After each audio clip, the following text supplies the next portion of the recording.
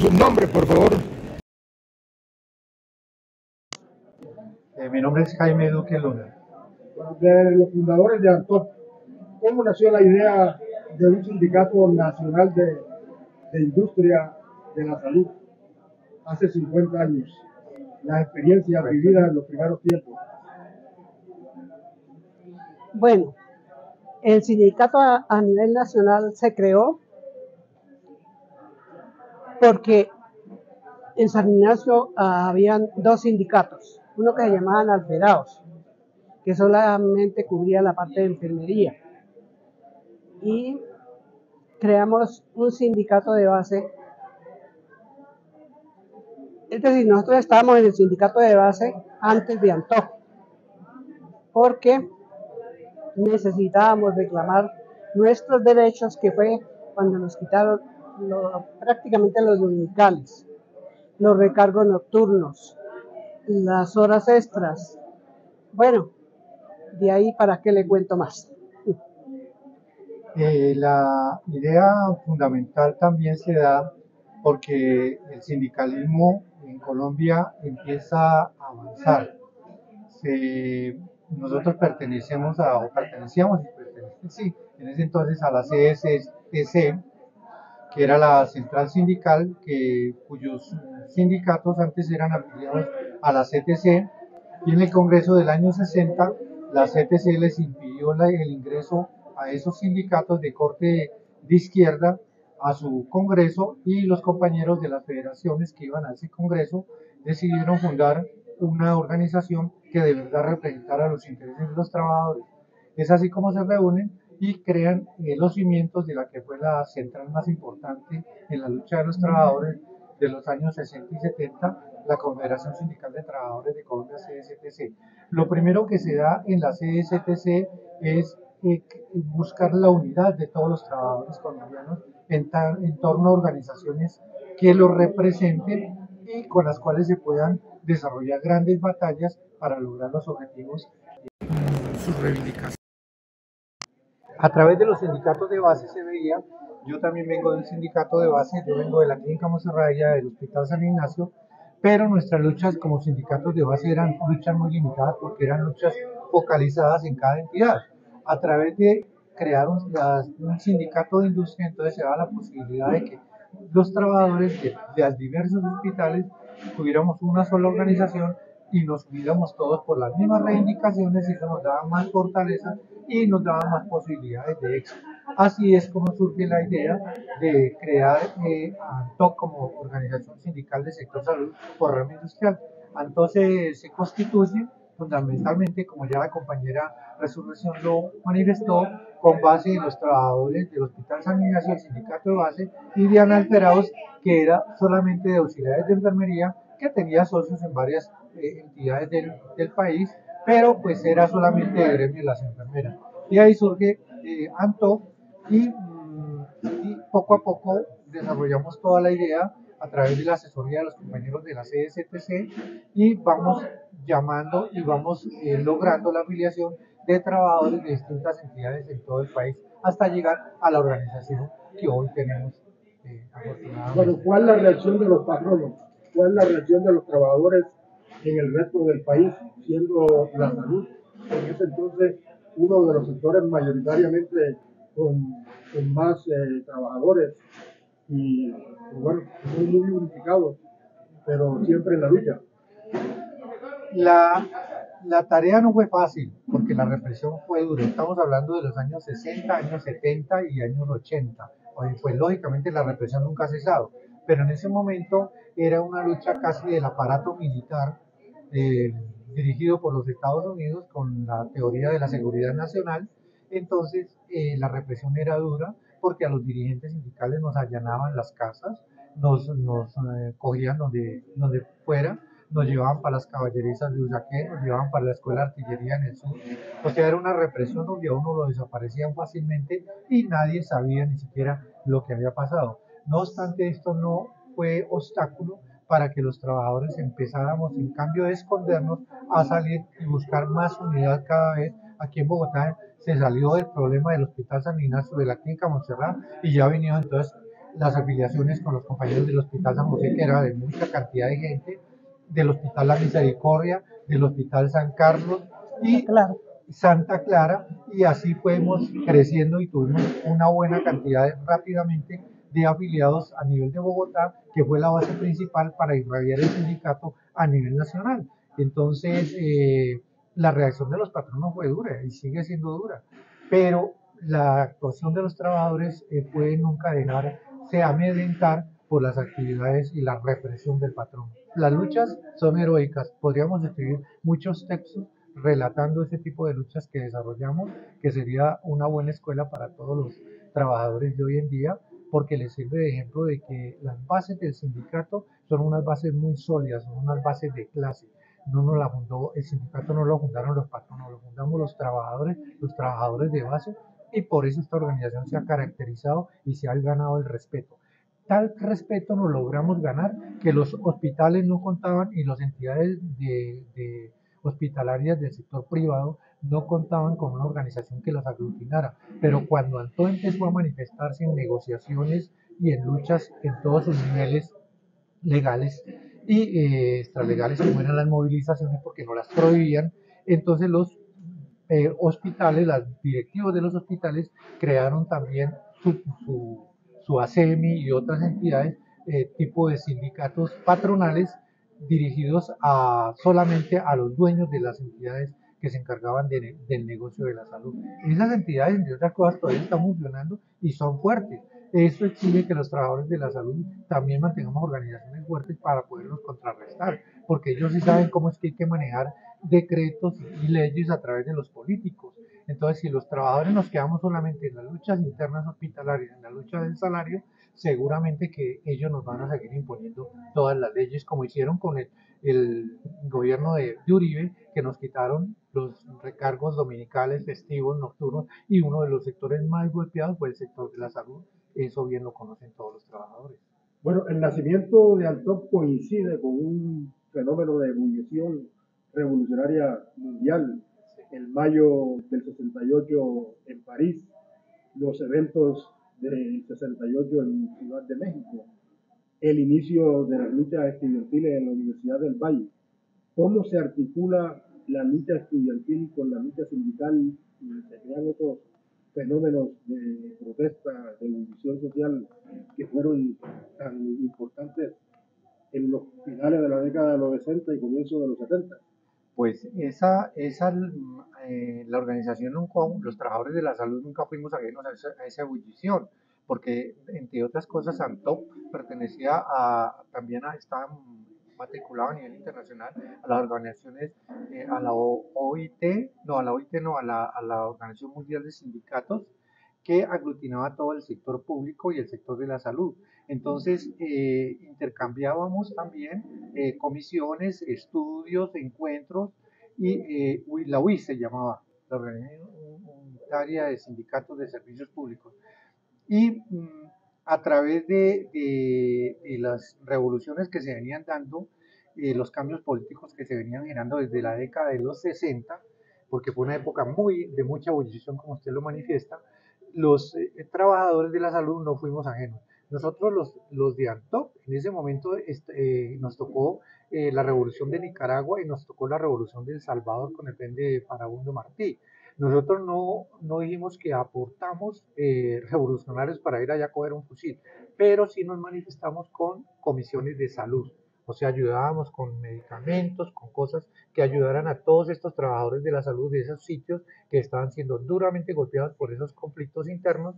Entonces, Antón nunca fue ajeno a eso, incluso con la Revolución Cubana, porque cuando Estados Unidos inicia el proceso de estrangulamiento de la economía cubana, los cubanos tenían problemas, tenían buenos programas de salud, pero no tenían medicamentos, tenían dificultad para hacerse los medicamentos. Entonces ANTOC se manifestaba con brigadas de salud y con recolección de medicamentos para ayudar a la población cubana. Entonces, Antón nunca fue ajeno, Antón siempre estuvo ahí. No hemos sido una organización revolucionaria en el sentido de las armas, porque nosotros por principio hemos siempre sido defensores del derecho a la vida y respetamos la vida de todo ser humano, porque por naturaleza, por profesión, siempre eso ha sido así. Pero eso no quiere decir que seamos ajenos al dolor y nos quedemos callados ante las cosas que suceden. Por eso siempre hemos estado defendiendo la salud para todos los colombianos, sin distingo de partido político, sin distingo de clase social. Pero pues hay ciudades y partes del país donde la salud nunca ha llegado. Nosotros hacíamos también muy buenas unión con los compañeros del sector de FECODE, del magisterio, porque casi en todo pueblo, en todo rincón hay una escuelita y hay un puestico de salud. Entonces, siempre trabajamos en unión con ellos, teníamos encuentros y nos colaborábamos también porque ellos nos llamaban a veces para solidarizarnos con compañeros de sitios alejados donde no tenían ningún tipo de derecho a nivel de trabajadores de la salud. Bueno, usted ha mencionado un aspecto importante de la lucha revolucionaria en América, el tema del Frente Farabundo Martí y los sandinistas Farabundo Martí en El Salvador y los sandinistas Nicaragua. En Nicaragua. ¿Cómo vieron la consolidación, la creación y expansión de los grandes movimientos guerrilleros de Colombia, década de los 60, década de los 70, especialmente FARC y Ejército de Liberación Nacional? Bueno, es la década de los 60 y la década de los 70, donde realmente podemos hablar, porque es la década donde estamos nosotros realmente activos dentro de la organización sindical. Fueron claves, pero a la vez hubo mucho auge de mucho movimiento. No solamente eran las FARC y el ELN, sino que era el EPL, había movimientos como A Luchar, había movimientos como Pan y Libertad, o sea, habían pero cualquier cantidad de movimientos de izquierda. Incluso aquí en Bogotá, como había tanta represión, se creó un movimiento que nunca sabíamos, era extrema izquierda, le llamábamos nosotros, que se llamaba el ADO, Autodefensa Obrera, que usaban como símbolo una tenaza. Y ellos se dedicaron a matar policías. No nos parecía, porque como dijimos, nosotros somos defensores y los policías en el fondo todos son también hijos de familia, son trabajadores mal utilizados por la derecha, pero hasta allá llegó la situación en Colombia, que habían no solamente la lucha en el campo con los movimientos guerrilleros, además del M-19, que sí fue un movimiento guerrillero muy importante, pero que se movió no a nivel del campo, sino a nivel de las ciudades. Que en Bogotá cada nada había tomas de los del M-19, incluso Antó, cuando el M-19 se toma el Palacio de Justicia, nosotros teníamos la sede sindical ahí al lado del Palacio de Gobierno, en la carrera novena con calle Octava, ahí teníamos la sede de Antó, y nos tocó, íbamos nosotros para un encuentro de trabajadores de la salud en Pereira, cuando en la Buceta nos enteramos que el M-19 se acaba de tomar el Palacio de Justicia, eso fue en el año 85, después fue que surgió la tragedia de Armero, que desafortunadamente esa tragedia de Armero lo que hizo fue opacar la gravedad del hecho de lo que había pasado en el Palacio de Justicia. Con familiares de compañeras de la salud de aquí de Bogotá, les desaparecieron familiares en esa toma que hubo del Palacio de Justicia y en la toma militar, no en sí el movimiento de la M-19 que haya acabado con la gente, sino que la policía, el ejército, sobre todo cuando entró, en la forma en que entró, para ellos no habían buenos, todos eran malos, todos eran guerrilleros y habían trabajadores de una compañera de la Junta Directiva de Antó, el hermano trabajaba en la cafetería como mesero y a él lo asesinaron, lo desaparecieron. Nunca se supo qué pasó con los cadáveres. Se cree que todo eso fue a parar a la escuela de caballería de Usaquén. Entonces, esas son las historias dolorosas de lucha de lo que pasó aquí en el país en esa época. Bueno, volviendo al tema de la lucha sindical, ¿cuál la agenda, cuáles las principales tareas de Antón en sus inicios en los años 70 y en los 80 y cómo se encara el proceso nuevo de la constitución del neoliberalismo a partir de los años 90 y la lucha de los 2000 bastante cruenta, como lo acaba de reseñar el presidente Antón y Steve Camacho en la intervención aquí en la celebración de los 50 años de esta organización sindical? Usted cuente algo de los inicios. ¿Cómo fue la lucha? Bueno, los inicios fueron bastante duros, porque nosotros fuimos, en primer lugar, ahí existía un sindicato, que por eso fue que se constituyó el de Antog a nivel nacional. pero la persecución en ambas partes fue terrible. Luego después el patrón se puso muy contento porque podía constituir el sindicato de base patronal. Los que estábamos ya en Antoc nos tocó volver a crear otro sindicato, como ya lo expliqué, pero la persecución seguía igual. Y la gente muy difícil para afiliarla, pero tenían las monjitas, que las monjitas sí que nos daban duro. Los curas los curas son, mejor dicho, que ahí usted sabe que son javerianos.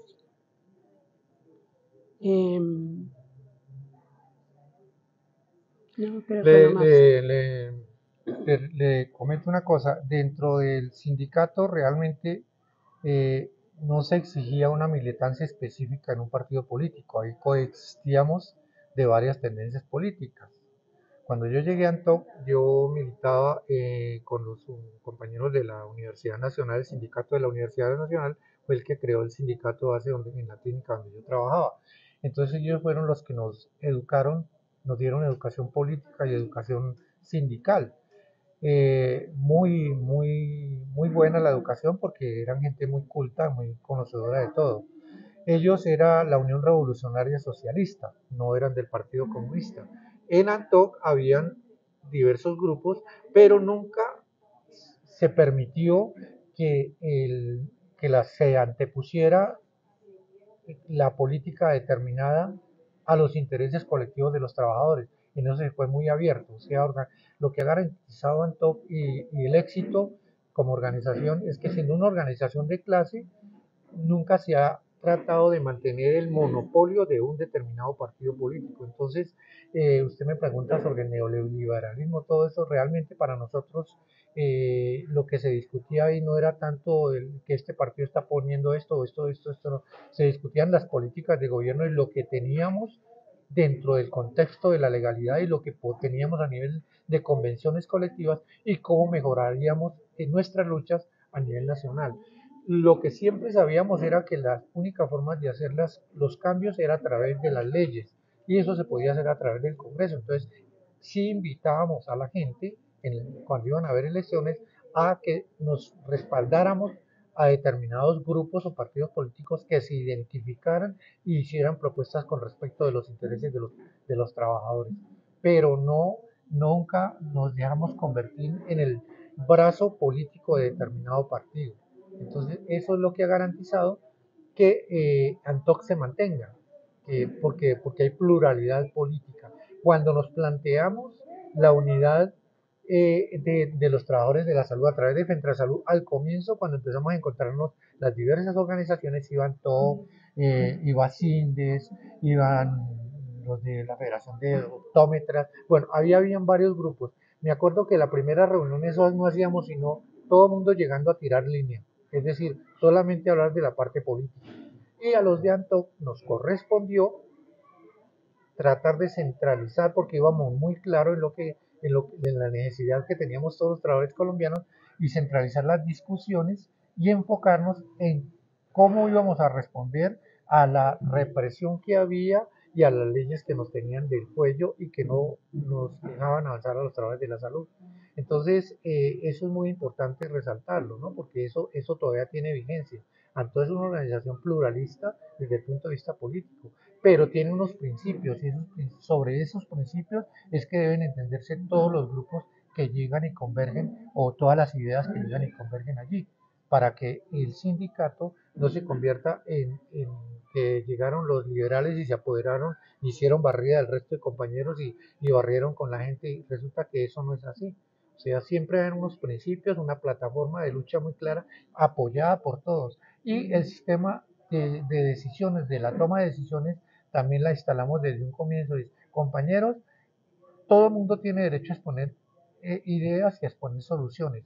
Y cómo tomamos decisiones, las decisiones las tomamos por mayoría. La mayoría no puede equivocarse. Y si se equivoca, bueno, tendrá que corregirlo. Entonces, todas las decisiones se toman por mayoría. Los otros, pues sí, los que podrían perder en una salida a determinado problema, su posición no los convertía en que entonces salían a hacer cosas distintas a las que acordaba el conjunto o el grueso de la junta directiva. Entonces, eso ha sido como el norte que siempre ha tenido la organización sindical, de que se abran discusiones amplias que defiendan los intereses de los trabajadores, pero que en el momento de una votación, esa votación nos compromete a todos a cumplir esos acuerdos que hayamos suscrito por mayoría en las mesas de trabajo como tal. Bueno, ya hoy, desde el retiro de la actividad sindical y laboral, ¿cómo han visto la transición de la ley 100, el fenómeno de lucha, de puja que se presenta en este momento por una reforma a ese modelo? ¿Cuál es el futuro, la visión de futuro que tienen ustedes frente a lo que es la salud y lo que va a venir? Bueno, yo le respondo por mí, no quiero quitarle la palabra a mi compañera, que es muy respetable y fue mi compañera de lucha siempre, muchos años. Eh, yo creo que lo que se presenta hoy, es decir, la ley 100 tuvo un avance, y no hay que negarlo, un avance que metió a todo mundo con el derecho a la salud, ya sea a nivel de beneficiario o a nivel de cotizante. Entonces, eso era muy importante porque algunos fuimos víctimas siendo trabajadores de la salud. En mi caso, mi papá murió de cáncer, por ejemplo, lo pongo ejemplo y eso es un ejemplo que sirve para muchos casos, pero no hubo una institución ni particular ni pública que lo atendiera oportunamente. Cuando ya llegó al Instituto de Cancerología ya no había nada que hacer. Hoy con la ley 100 todo el mundo obtiene subsidio, está en una entidad que lo subsidia la afiliación del gobierno o trabaja en una empresa donde él cotiza y paga y exige derechos. Entonces por lo menos hay alguien que a quien exigirle. En ese entonces no había antes de la ley 100. Se plantea que hay que hacer unas reformas y yo creo que sí hay que hacer unas reformas de fondo porque se ha demostrado que los patrones son los que se están llevando la tajada grande y están incluso desfinanciando con dinero del Estado, se lo están robando y están haciendo negocios. Entonces, sí hay que hacer reformas y en eso apoyamos y estoy de acuerdo que hay que apoyar en muchas cosas. Tenemos que conocer la reforma porque hasta el día de hoy que estamos hablando los dos acá, no conozco el texto, se habla en general, pero no se conoce el texto, entonces tendremos que conocer el texto para poder saber a ciencia cierta qué es lo que se plantea. Lo que no se debe volver es al modelo antiguo. El Estado como tal, administrando recursos, es pésimo, porque el seguro social era pésimo. O sea, yo fui afiliado al Seguro Social durante muchos años, más de 10 años de cotizar al Seguro Social. Y las citas y todo eso era pésimo, porque vivía muy limitado de recursos. Y las citas no las daban tampoco y ahí sí no había quien quejarse, nadie atendía. Entonces, pensar que el Estado y además de la política, porque entonces, ¿qué hacen? Se cogen y se apoderan, si dejamos que todo el Estado maneje los dineros, pues sí, mientras tengamos gente honrada ya manejando esos recursos, va a estar bien. Pero en el momento en que haya un cambio, este país desde muchos cambios políticos, ahorita tenemos un gobierno de coalición democrática de izquierda, pero más adelante no sabemos. Entonces, si dejamos una reforma frágil, fácilmente la tumban y vuelven y montan un negocio peor que el de las situaciones que hay en día. Entonces yo llamo la atención sobre eso, que hay cosas importantes que hay que defender, pero hay cosas de fondo que sí hay que cambiar y ojalá que los planteamientos que dio la ministra conduzcan a eso. Bueno, la ley 100 no solamente nos creó todo eso que acaba de decir el compañero. Por ejemplo, los fondos de pensiones. Ustedes lo saben que allá, si uno no tiene el montón de plata para la pensión, no hay pensión. Y mucha gente está convencida de que porque allá le están ahorrando la plata, le pagan unos intereses, que entonces ellos no se retiran de eso. Y en cuanto a lo demás, pues sabemos que todo eso fue creado por el señor Uribe y según oí ayer, por este señor Gaviria. Entonces, para nosotros eso no es bueno. Que digan que las EPS son muy buenas, no son buenas. Yo estoy en Famisanar y la atención es pésima. Son 6 meses, 8 meses, 4 meses para conseguir una cita. Y si la consigue, entonces son otros 4 meses. Eso me ha pasado a mí. Y no se ha podido arreglar a pesar de nuestra protesta, porque nosotros algunos pensionados protestamos. Entonces, ¿qué acaban de hacer en este momento? Que los pensionados teníamos una fila especial para la droguería, reclamar los medicamentos. Ahora nos toca hacer la cola general, que son unas colas inmensas. Y así toda la atención de las EPS no son muy buenas. Pues la nueva EPS que según los pensionados en la asociación donde yo estoy, dicen que la nueva EPS es el reemplazo del Seguro Social. Yo les aclaro y les digo, no es reemplazo del Seguro Social, es una empresa particular. Entonces, ¿qué es lo que estamos haciendo ahí? Nada, porque la atención es igual. La única EPS que es como así como que pueda prestar un servicio bueno es Sanitas. Con Sanitas que tiene la prepagada. Y el resto, pues, yo tengo familiares afiliados allá. Y a pesar del lío que tienen en este momento, del bloqueo ese, han atendido bien a lápiz, pero ahí han atendido muy bien. Bueno, un mensaje final en estos 50 años de ANTOC al pueblo colombiano, a la clase trabajadora, a quienes seguimos asociados a esta importante institución sindical. Bueno, el mensaje para todos los trabajadores en Colombia, trabajadores de la salud y en general, porque es que de todas maneras, si los trabajadores no se organizan, si a nosotros los pensionados nos tocó organizarnos para reclamar los derechos, los trabajadores sí que peor, porque cada día los reprimen más, les quitan más, lo que acabamos de ver en el Hospital San Ignacio. El sindicato de base que había, ¿quién lo cogió? La patronal. Y ahora, pues, los que mandan son los patrones. Y por eso es que Antoc bajó, en una época bajó muchísimo, ¿sí? Que yo le decía a Paola, hay que luchar por volver otra vez a recuperar a esos trabajadores para que vuelvan a Antoc. Pero como les decía, es difícil que la gente acepte, sobre todo la gente nueva. ¿Por qué? Porque cada vez que usted entra a la institución, llega a firmar su contrato de trabajo y lo primero que le dice el gerente del seguro, nada de sindicato. Pero tenemos otra parte que ahí sí pueden estar, que es el sindicato de base de ahora. Se han dejado quitar algunas cosas. El refrigerio se lo quitaron, les dan en plata. Pero nos quitaron el tiempito que bajábamos a descansar un poquito del trabajo. Entonces, así son las cosas. Y lo único que yo le digo a los trabajadores a nivel salud y en general es que hay que organizarse y seguir adelante. Y le agrego lo siguiente, hay que aprender a manejar las diferencias. No dejemos que las diferencias nos dividan, porque la patronal siempre busca dividirnos con X o Y razón, calificarnos de trabajadores buenos o trabajadores malos. Ese siempre lo han hecho. Yo recuerdo una vez en la clínica Bogotá que iba mi compañera Eneda, que era presidente de ANTOC, antes de que yo ingresara, y el gerente llegó y le dijo, el dueño de la clínica llegó y traza una raya y dijo, aquí a este lado conmigo, las que quieren seguir trabajando, y en este lado, venga, si usted aquí la puso allá casi a la fuera en el otro lado, y le dijo, de allá se pasan las que a ella la apoyan.